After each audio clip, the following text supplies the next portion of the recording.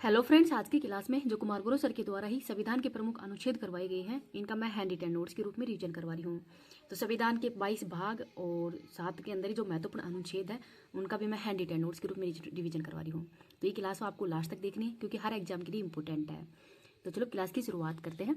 भाग नंबर 1 के अंदर 3 अनुच्छेद दिए गए हैं। भाग अनुच्छेद नंबर 1, तो अनुच्छेद नंबर 1 के अंदर बताया गया कि इंडिया दैट इज भारत या shall be A union of state, अर्थात भारत है वो किन का संघ है, तो राज्यों का संघ है।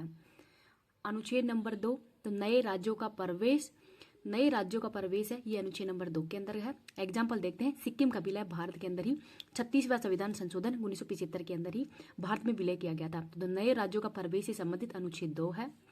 अनुच्छेद 3 के अंदर नए राज्यों का गठन, जैसे एग्जाम्पल तेलंगाना का गठन किया है, तो कौन से अनुच्छेद के तहत किया गया है, तो अनुच्छेद नंबर 3 के तहत ही। राज्यों की सीमा, नाम व क्षेत्र में परिवर्तन, ये भी अनुच्छेद नंबर 3 के तहत ही किया जाता है। तो नए राज्यों का गठन है, सीमा, नाम, क्षेत्र में परिवर्तन अनुच्छेद नंबर 3 के तहत ही किया जाता है। इनको भी याद रख लीजिएगा। आगे देखते हैं भाग नंबर 2, तो इसमें अनुच्छेद नंबर 5 से 11 है और ये नागरिकता से संबंधित है। तो अनुच्छेद नंबर 5 है, इसमें संविधान के प्रारंभ में नागरिकता से संबंधित है। अनुच्छेद नंबर 6, पाकिस्तान से भारत में गए हुए व्यक्ति हैं उनकी नागरिकता से संबंधित है। अनुच्छेद 9 के अंदर स्वेच्छा से किसी भी अन्य देश की नागरिकता को ग्रहण करने पर भारत की नागरिकता है वो स्वतः ही समाप्त हो जाएगी। तो ये अनुच्छेद नंबर 9 है। अनुच्छेद नंबर 11 में नागरिकता संबंधी कानून का अधिकार है वो संसद के पास में है। अगर किसी को भी मतलब नागरिक अठाना है या किसी को नागरिकता ग्रहण करवानी है तो इसका अधिकार वो संसद के पास में ही है। तो ये अनुच्छेद नंबर 11 है। भाग नंबर 3 मूल अधिकार से संबंधित है और अनुच्छेद नंबर है इसमें 12 से लेकर 35 तक इसमें अनुच्छेद है। तो अनुच्छेद नंबर 13, संसद कानून बनाकर ही मौलिक अधिकारों से असंगत हो तो न्यायालय इस कानून को समाप्त कर सकता है, इसका न्यायिक पुनरावलोकन कर सकता है।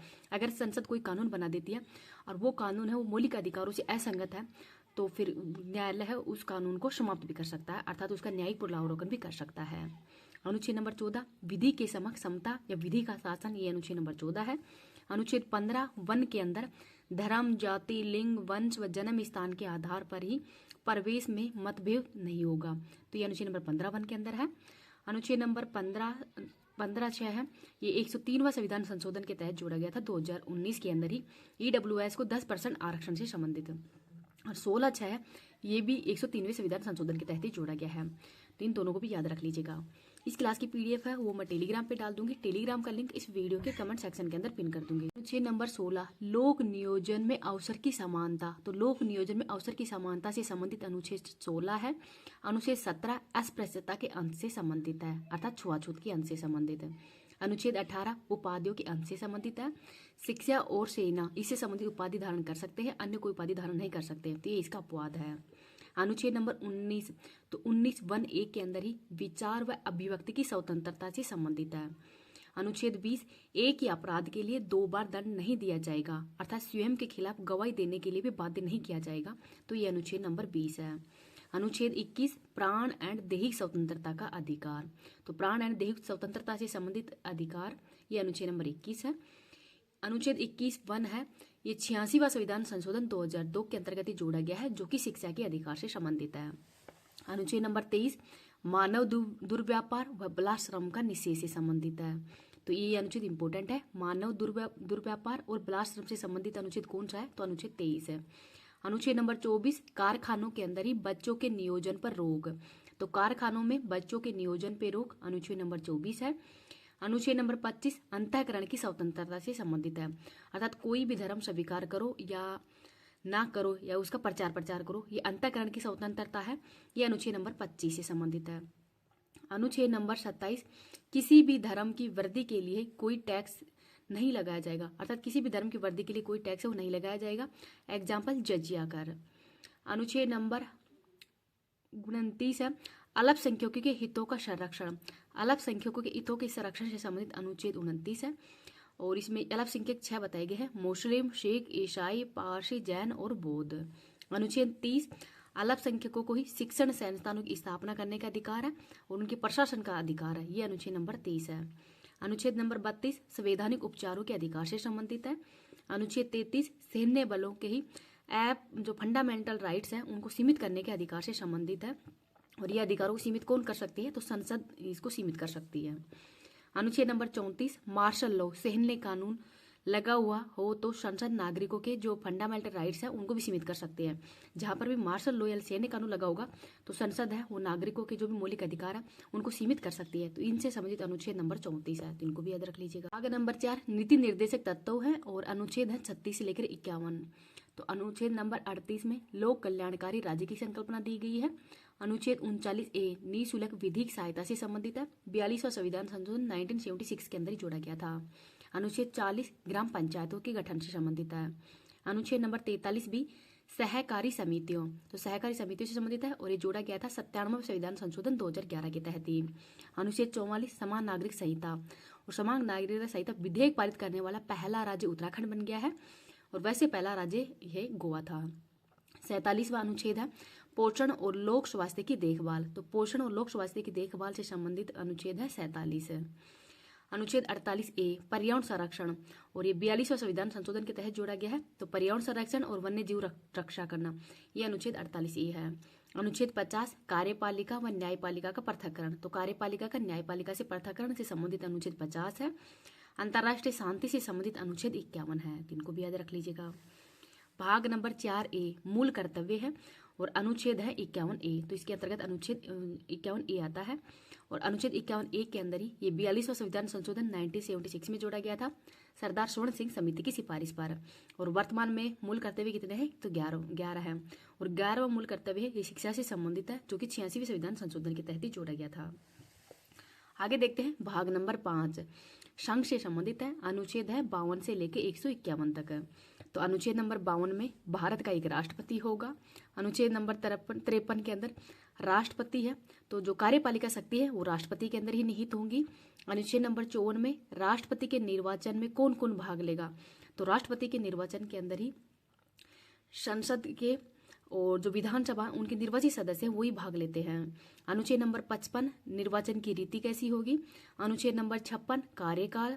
अनुच्छेद नंबर 57 पुनः निर्वाचन का मतलब पात्र भी होगी कि एक मतलब कितनी बार निर्वाचन मतलब पुनः निर्वाचन का पात्र भी होगा। अनुच्छेद नंबर 58 योग्यता। अनुच्छेद नंबर 59 सेवा शर्तों से संबंधित है। अनुच्छेद नंबर 60 शपथ, तो जो राष्ट्रपति है उनको शपथ किसके द्वारा दिलाई जाती है? तो भारत के मुख्य न्यायाधीश के द्वारा ही। अनुच्छेद नंबर 61 में महाभियोग प्रक्रिया का उल्लेख है, तो अनुच्छेद नंबर 61 के अंदर ही महाभियोग प्रक्रिया का उल्लेख है और इसमें केवल संसद के सदस्य ही भाग लेते हैं, निर्वाचित और मनोनीत दोनों सदस्य भाग लेते हैं। नेक्स्ट है अनुच्छेद नंबर 63 उपराष्ट्रपति, तो उपराष्ट्रपति से संबंधित अनुच्छेद कौन सा है? 63 है। अनुच्छेद नंबर 64 उपराष्ट्रपति राज्यसभा का पदेन सभापति होगा, तो उपराष्ट्रपति है राज्यसभा का पदेन सभापति होगा, इससे संबंधित अनुच्छेद है 64। अनुच्छेद नंबर 66 उपराष्ट्रपति के निर्वाचन से संबंधित है। अनुच्छेद नंबर 69 उपराष्ट्रपति के शपथ का उल्लेख किया गया है।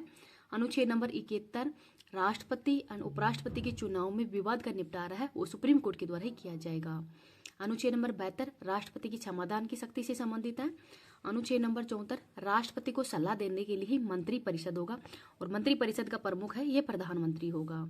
अनुच्छेद नंबर 75, तो अनुच्छेद नंबर 75 के अंदर ही मंत्री परिषद है वो सामूहिक रूप से लोकसभा के प्रति उत्तरदायी होगा और अनुच्छेद नंबर 75(2) मंत्री है और राष्ट्रपति के प्रति उत्तरदायी होंगे, तो व्यक्तिगत रूप से राष्ट्रपति के प्रति उत्तरदायी होंगे और सामूहिक रूप से लोकसभा के प्रति।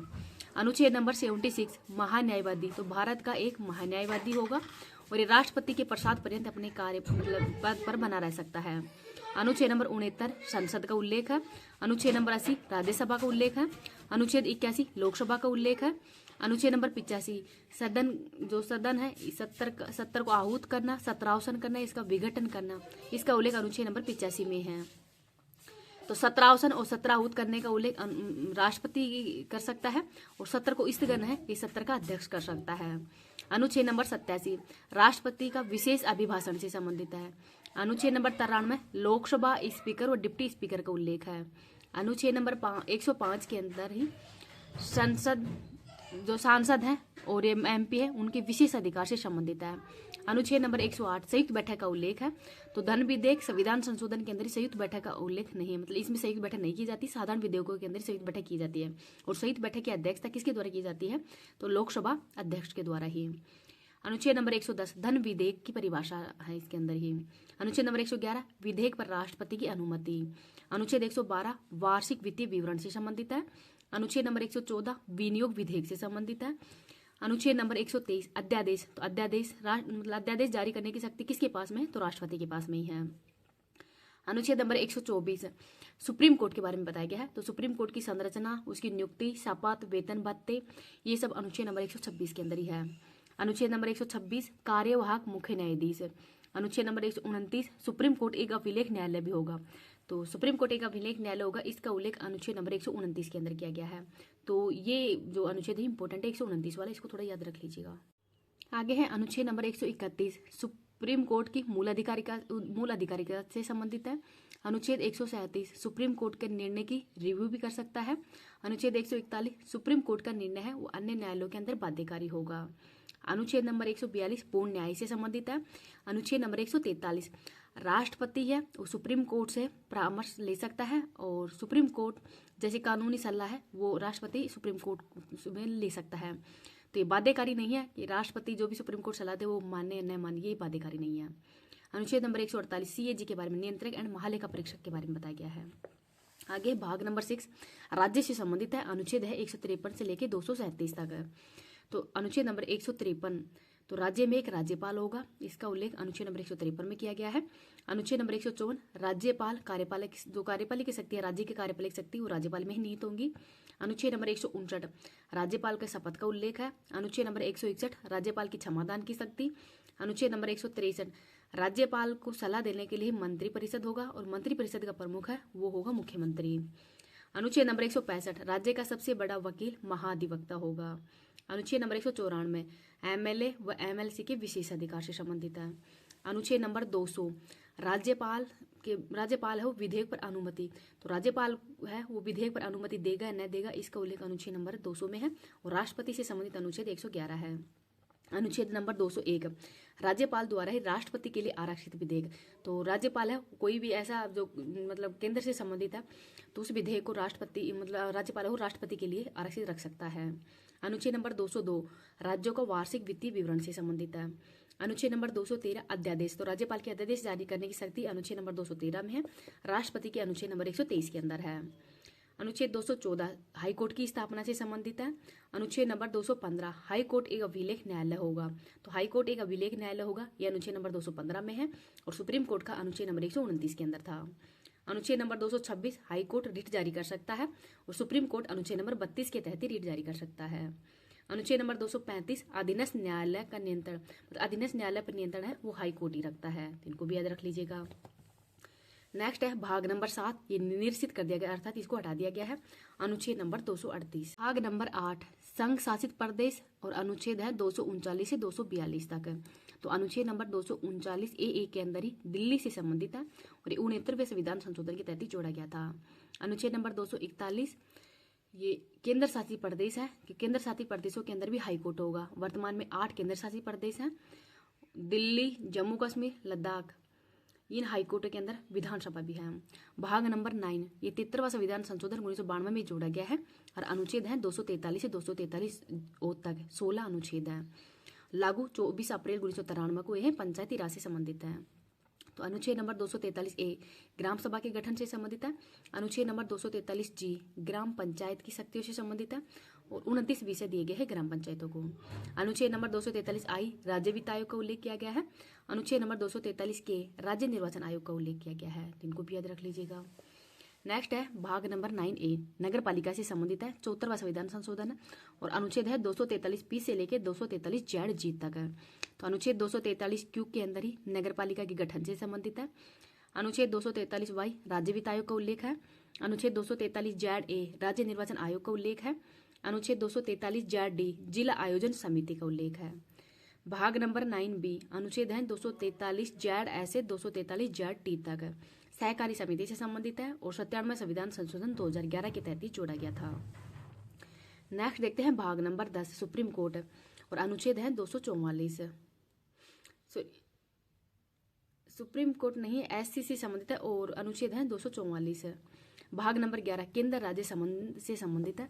और अनुच्छेद है 245 से 263 तक। तो अनुच्छेद नंबर 246 के अंदर संघ सूची, राज्य सूची और समवर्ती सूची का उल्लेख किया गया है।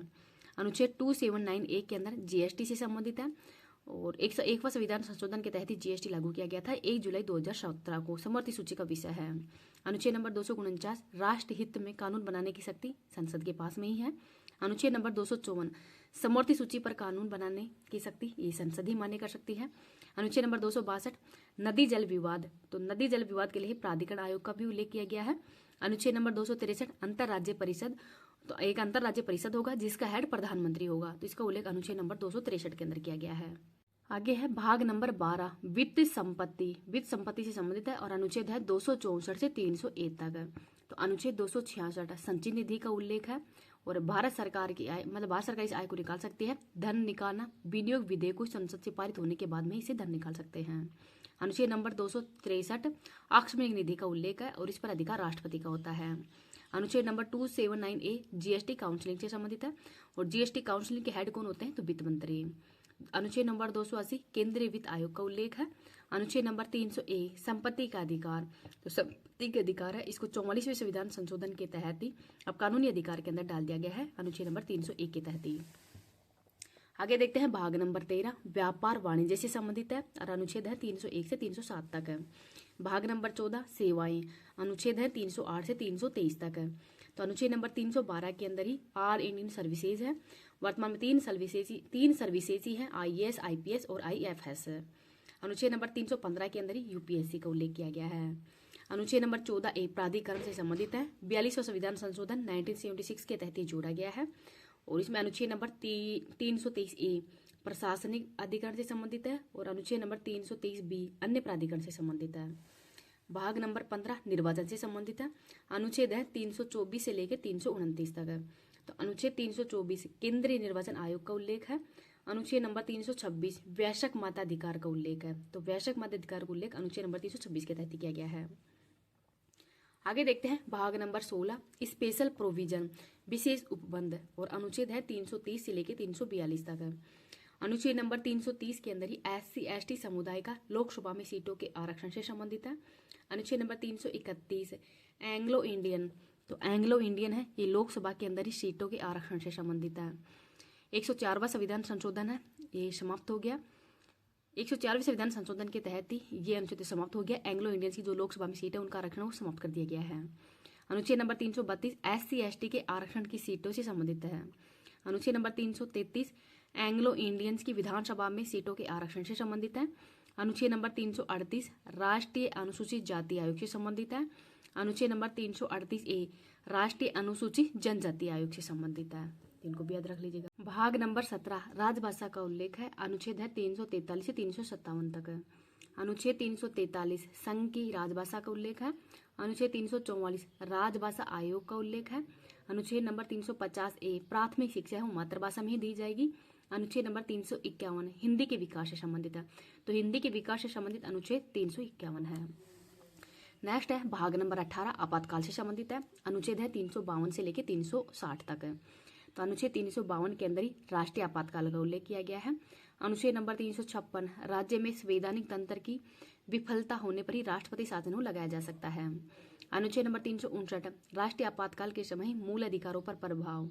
तो अपवाद अनुच्छेद 20 और 21 है ये अप्रभावी रहते हैं, बाकी आपात जो भी मौलिक अधिकार है वो समाप्त हो जाते हैं। अनुच्छेद नंबर 360 वित्तीय आपातकाल से संबंधित है और अभी तक एक बार भी भारत में वित्तीय आपातकाल को नहीं लागू किया गया है। भाग नंबर 19 प्रकीर्णन से संबंधित है। अनुच्छेद है 361 से 367 तक है। तो अनुच्छेद नंबर 361 के अंदर ही राष्ट्रपति और राज्यपाल को विशेष अधिकार से संबंधित है। तो राष्ट्रपति और राज्यपाल को जो विशेष अधिकार दिए गए हैं वो अनुच्छेद नंबर 361 है। भाग नंबर 20 संशोधन से संबंधित है। तो अनुच्छेद नंबर 368 ये दक्षिण अफ्रीका से ग्रहण किया गया है। तो दक्षिण अफ्रीका से ग्रहण किया गया कौन सा अनुच्छेद है, तो ये संशोधन से संबंधित है और अनुच्छेद है 368 है।